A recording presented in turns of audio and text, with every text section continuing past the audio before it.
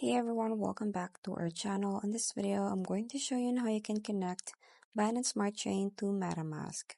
So the first step that you have to do is to install MetaMask extension.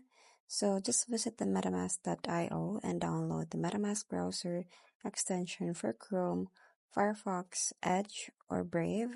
And then just click download and add it to your browser. Now, from there, just create a wallet or import an existing one using your secret recovery phrase. And then just make sure to securely back up your recovery phrase. And then write it down and store it safely online. Next step is to open MetaMask setting.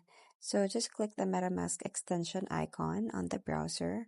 And then click on your account avatar, which is at the top right. Then select settings from the drop-down menu.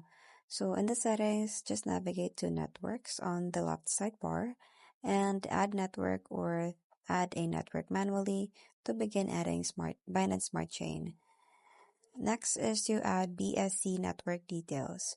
So in the add section or in the add network form, just enter the following BSC Mainnet details. So for the network name, it is Binance Smart Chain. For RPC URL, just copy this. And for the chain ID, it is 56. And for the currency symbol, just use BNB.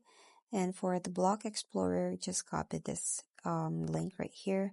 So make sure to double check all the details and make sure that those are correct before proceeding. Next is the save and switch network.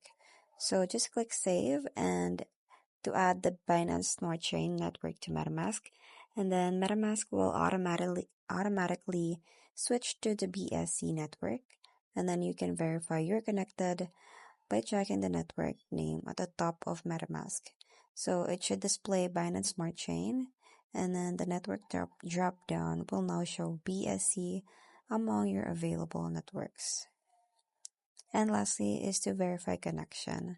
So your MetaMask is now connected to BSC, and then you can now interact with Binance Smart Chain.